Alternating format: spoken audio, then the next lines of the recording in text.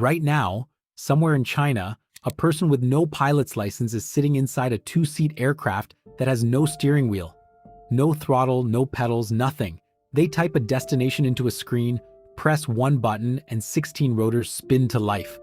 The machine lifts off the ground and flies itself across a city. And China's aviation authority signed off on this, officially. This is not a concept sitting behind glass at a tech expo. It is certified, it is real, and it is carrying passengers. That same year, another Chinese company drove a normal-looking sedan onto a highway loop in Hainan province. Guinness World Records had people standing right there to watch. When the car finished its run, the number on the meter read 106 miles per gallon, the highest fuel number ever recorded for a mass-produced car. That's not a typo. And that car cost under $10,000. So here's what is actually happening. Transportation is changing faster than at any point since the car replaced the horse. Flying machines that used to live in cartoons are now flying real people. Engines that engineers said could not get more efficient just broke every record on the books. And most of it is coming from companies that did not exist 20 years ago, from a country the West kept underestimating. In this video, we are counting down 8 flying vehicles that are already real, already tested, and in some cases already carrying passengers. Then I'm going to tell you about the engine story, because it ties everything together. By the time we reach number 1, you will understand why the next 10 years of getting around are not going to look anything like the last 100. Before we get into it, if you enjoy videos like this, hit the like button right now. These take a serious amount of research and time to put together, and every like pushes this to more people who would want to see it. Subscribe and turn on notifications so you do not miss what comes next. Now let's count down. Number 8, the Xpeng Aero HT Land Aircraft Carrier, the truck that gives birth to an airplane. Xpeng is a Chinese company you may know as a maker of electric cars, but they built something stranger. Picture a 6-wheeled electric truck, big, heavy, built like a small tank. On the outside, it looks like a rugged off-road vehicle you would take camping, but it is hiding a passenger. Folded up inside the back of that truck is a complete 2-seat electric aircraft. You drive the truck to wherever you want to fly from. A field, a parking lot, the edge of a mountain road. Then you press a button. The rear of the truck opens and the aircraft unfolds itself, arms extending, rotors locking into place. In minutes, that folded package becomes a flying machine ready to lift 2 people into the air. Here's the clever part.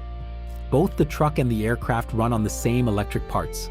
The same motors, the same battery technology, the same supply chain that already builds millions of electric cars in China. That is the whole trick to making this affordable. Xpeng is not inventing every piece from scratch. They are borrowing from the electric car industry they already dominate. The truck carries the aircraft, charges the aircraft, and acts as a mobile base station. Fly for a while, land, fold it back up, drive home. It solves the biggest problem with flying cars, which is that you cannot just fly out of your driveway. You need a launch point, and the truck is the launch point. Think about that for a second. A vehicle that drives on the road then unfolds into a vehicle that flies from one company, using parts from cars they already sell. That kind of shared engineering is what separates a toy from a product, and it is exactly why the next machine on this list does not need a launch truck at all, because it was built to fly straight out of the box. Number 7, the Ehang EH216S, the passenger drone with no controls. This is the aircraft I described at the very start. Ehang is a Chinese company, and the EH216S is a 2-passenger drone that flies itself completely. There is no steering wheel inside, no joystick, no pedals. When you sit down, there is nothing for you to touch except a screen. You pick where you want to go, and the aircraft does the rest. It has 8 arms that fold out from the body, and on those arms sit 16 separate rotors spinning independently. Now, why 16 rotors? Safety. If one motor fails, the other 15 keep flying. The whole design assumes that things can break and builds around it. But here is the part that makes this one stand out. In October 2023, China's aviation authority gave the EH216S an official type certificate. That is the same kind of approval a normal airplane needs before it can carry the public. This made the EH216S the first fully autonomous passenger drone in the world to get that approval. Not a prototype, not a test unit, a certified, legal, passenger-carrying autonomous aircraft. Every flight is watched from a ground control center. If something goes wrong, humans on the ground can step in and take over remotely. So the aircraft flies itself, but there is a safety net of real people watching every mission. Think about what that means. In much of the world, the debate is still whether a drone should be allowed to carry a person at all. In China, the paperwork is already done. The certificate is already stamped. The question is not if anymore. It is, how fast can they scale it? That is a machine designed to remove the human from the controls entirely. The next one goes in the exact opposite direction, because instead of taking the pilot out, it turns the pilot's own body into the aircraft. Number 6, the gravity industry's jet suit, the flying machine you wear. This one is not Chinese, and I want to be honest about that as we go. It comes from a British inventor named Richard Browning, and it belongs on this list because it shows the second path personal flight is taking. One path is automated and hands-off. This is the opposite. This is raw, physical, human-piloted flight, and it is strapped to your arms. The jet suit uses 5 small jet engines, 2 on each arm and 1 mounted on your back. Together, they produce over 1,000 horsepower. To put that in plain terms, that is more power than most supercars, hanging off a human body. You control your direction by moving your arms. Point your hands down and you rise. Adjust the angle and you turn. Your body becomes the flight computer. It is brutally demanding. You need real strength and hours of training to control it. The numbers are not small. The suit reaches speeds up to 53 miles per hour. It can climb to nearly 12,000 feet in the air, and each tank gives you about 10 minutes of flight time. 10 minutes does not sound like much, but think about where 10 minutes of flight matters most. A rescue worker crossing a flooded valley, a soldier boarding a moving ship at sea, a team reaching a mountain ledge that no helicopter can land near. That is where this suit earns its place. Not as a commuter tool, but as a way to put a trained human anywhere, fast, when nothing else can get there. So we have seen the driverless drone and the strap-on jet suit. 2 extremes, one removes the human, one becomes the human. The next machine tries to sit right in the middle. Simple enough for almost anyone to fly, but you still get to hold the stick. Number 5, the Jetson 1. The personal flyer you can learn to fly. The Jetson 1 is a single-seat electric aircraft, and it is tiny. The whole thing weighs just 190 pounds. That is less than many of the people who will fly it. You sit in an open frame that looks a bit like a lightweight go-kart with rotors. 8 electric motors lifted into the air, and it can reach 63 miles per hour. Here's the part that changes everything about this one. In many places, because of how light it is and what category it falls under, you do not need a pilot's license to fly it. Let that idea land for a moment. A flying machine that a regular adult can legally operate without years of flight school. The company designed it to be forgiving. If the pilot lets go of the joystick, the Jetson 1 does not fall. It automatically hovers in place, holding steady in the air until you take control again. The computer is always watching, always correcting, always ready to catch a mistake. That is the whole idea behind this machine. Flight without the wall of training and cost that has always kept normal people out. Now, is it a serious form of transport yet? No, it is closer to a recreational aircraft, a thing for fields and open land, not city commutes. But it proves the point that matters. The technology to make flying easy and safe for beginners already exists. It is flying today. And once something is easy and safe, it stops being a hobby and starts becoming a product. The Jetson 1 carries one person a short distance. The next machine carries several people a serious distance, and it broke a record doing it. Number 4, the Autoflight Prosperity, the air taxi that flew the farthest. Autoflight is a Chinese company, and the Prosperity is what people mean when they say air taxi. It is an electric aircraft, called an eVTOL, which stands for Electric Vertical Takeoff and Landing. In plain terms, it lifts straight up like a helicopter, then flies forward like an airplane using wings. That combination is the holy grail of city flight. Take off from a small pad, fly efficiently across a city on wings, land on another small pad. No runway needed. The Prosperity carries multiple passengers, and it set a record that mattered. It flew 155 miles on a single battery charge. That is the longest flight by an electric aircraft of its type. Range has always been the enemy of electric flight. Batteries are heavy, and heavy things do not want to fly. Every extra mile is a fight against physics. So 155 miles is not just a number.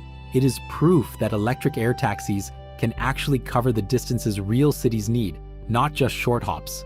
Now the safety, because this is where the engineering gets serious. The Prosperity can fire a ballistic parachute in a fraction of a second. That is a parachute for the entire aircraft, launched by a small charge, deployed faster than a human could react. And if the systems fail in flight, the aircraft can perform an emergency landing on its own, without a pilot's input. Layer after layer of protection, all designed around the assumption that this thing will one day carry ordinary people over crowded cities. This is not a stunt vehicle. It is a bus for the sky being built with the caution of a bus for the sky. From a machine built to carry passengers safely and calmly, we go to a machine built to do the exact opposite. Fly at the edge of control as fast as physics allows for one reason: to learn. Number 3, the Airspeeder Mark III, the flying car built to race. Racing has always pushed technology forward. The seat belts, the brakes, the tires in your car, a lot of that started on a racetrack where engineers had permission to push everything to the breaking point. The Airspeeder Mark III does the same thing for flying cars. It was built for the first flying car racing series in history. These machines are piloted remotely. A driver on the ground wears a VR headset and flies the craft as if sitting inside it, seeing exactly what the aircraft sees. And they move fast, up to 186 miles per hour, through the air, around tight courses, close to other aircraft. That is on purpose. When you race machines against each other at high speed, you find every weakness fast. The motors that overheat, the software that lags, the frames that flex. You break things on a racetrack so you do not break them over a city. So the Mark III is really a laboratory with a flag on it. Every hard turn, every near miss, every failure teaches the engineers something that will make the calm passenger aircraft, like the Prosperity, safer and better. Racing is where the risky lessons get learned, so the everyday machines can be boring and reliable. That is the whole point of it. And it is why serious money is flowing into a sport that most of the world has never even heard of. The rest of the industry is paying very close attention to what breaks on that track. The Mark III pushes limits for research. The next entry is the opposite of flashy. It is about the quiet, boring, invisible work of flying millions of times a day, over cities, delivering the small stuff. And that might change daily life more than any race ever could. Number 2, autonomous delivery fleets and the pivotal helix. The sky filled with small machines. This entry is two things, because two countries are arriving at the same future from different directions. First, China. In several Chinese cities right now, fleets of autonomous drones fly overhead all day, every day, carrying food, medicine, and packages. They do not land at your door. They fly to automated kiosks set up around neighborhoods, drop the package into the kiosk, and fly back for the next run.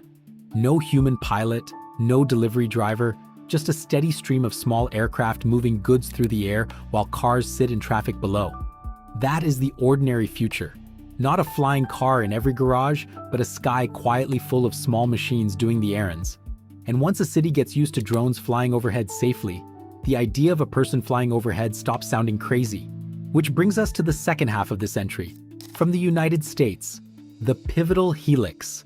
This is an American-made ultralight with a fixed wing and 8 tilted rotors. It weighs 254 pounds, and under US ultralight rules, you do not need a pilot's license to fly it. Sound familiar? It is the same idea as the Jetson one, arrived at independently on the other side of the world. And here is the claim that stands out. Pivotal says a person can learn to fly the Helix in under an hour. Under an hour. Learning to drive a car takes longer than that. So look at what is happening. China is filling the low sky with autonomous machines doing the boring work. America is building machines simple enough that anyone can fly one after a lunch break. Two nations, two approaches, both pushing toward the same thing. A sky that ordinary people and ordinary businesses can actually use. That convergence is the real story here. When two rivals independently decide the airspace above your head is the next frontier, that frontier is coming whether the rules are ready or not. We have gone from a jet suit to a driverless taxi to a sky full of delivery drones. But the number one machine on this list is the one that could actually replace how you take a long trip, not a hop across town, a journey between cities. Number 1, the XTI Trifan 600, the aircraft that wants to replace the airline. Here is why this one takes the top spot. It does not win because of a single clever trick. It wins because of what happens when you stack everything together. Vertical takeoff, real airplane speed, real airplane range, and enough seats to matter. Most of the machines on this list do one thing well. The Trifan 600 tries to do the whole job. It is a hybrid VTOL, which means it uses both an engine and electric power, and it can take off straight up with no runway. It does this with 3 ducted fans. 2 fans sit in the wings and they rotate 90 degrees. Pointed down, they lift the aircraft straight up. Rotated forward, they push it ahead like a plane. A 3rd fan in the tail handles direction and stability. So it rises like a helicopter, then flies like an airplane, using the same fans in 2 different positions. Now the numbers, because the numbers are the whole argument. The Trifan 600 carries 6 passengers. It cruises at 380 miles per hour. It reaches 30,000 feet, the same altitude as a commercial jet, and it has a range of nearly 1,500 miles. Put those together and think about what it actually means. Today, to fly between 2 cities, you drive to a big airport, park, wait in security, board a plane at a set time, land at another big airport, and drive again to where you actually needed to be. Hours of your day eaten by the parts that are not the flight. The Trifan 600 skips all of that. It lifts off from a small pad near where you are. It flies you directly to a small pad near where you are going. 6 people, 1,500 miles, no runway, no giant airport, no fixed schedule. That is not a better helicopter or a fancier private plane. That is a direct challenge to the entire regional airline business. The short flights, the ones under a few hundred miles that airlines barely make money on anyway. Replace those with door-to-door flights and the map of how we travel changes. That is why it is number 1, not one feature. The combination. So that is the countdown. 8 machines, all real, all tested, most of them flying today. But I told you at the start there was a second story, and this is where the 2 halves of this video snap together. Because everything you just saw, the driverless drone, the air taxi, the flyer you can learn in an hour, all of it depends on one thing: doing more with less weight, less energy, less cost. And nowhere is that lesson clearer than in what happened on a highway in Hainan province. Let's go back to that sedan. At the Beijing Auto Show in April 2026, the Chinese company Geely put a normal-looking mid-size car on a highway loop in Hainan province. Guinness World Records adjudicators were on site, watching. When the run finished, the car had averaged 106 miles per gallon.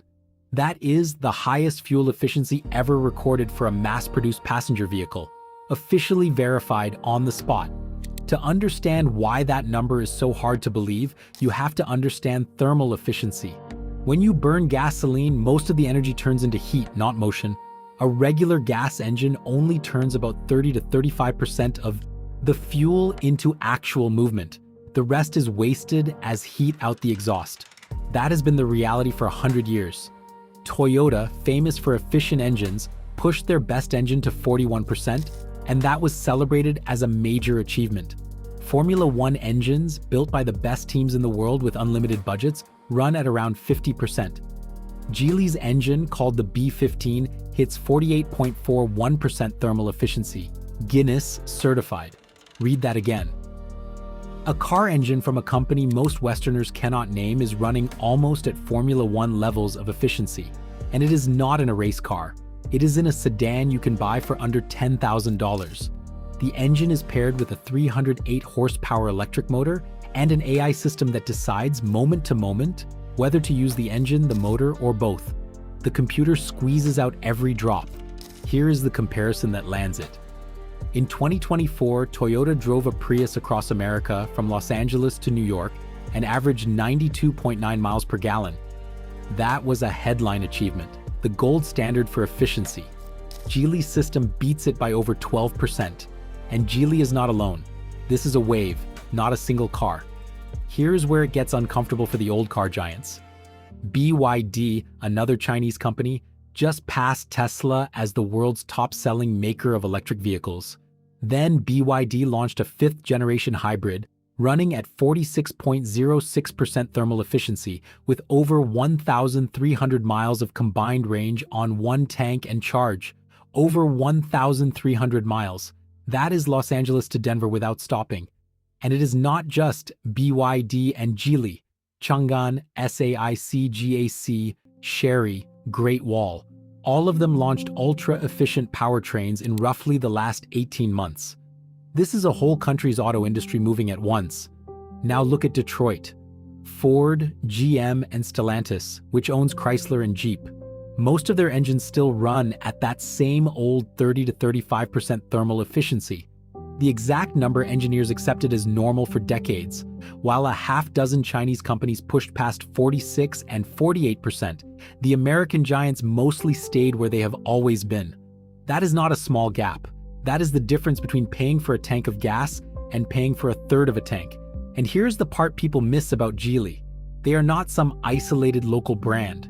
Geely owns Volvo, they own Polestar, they run a luxury joint venture with Mercedes-Benz, and they license their powertrains to Western brands.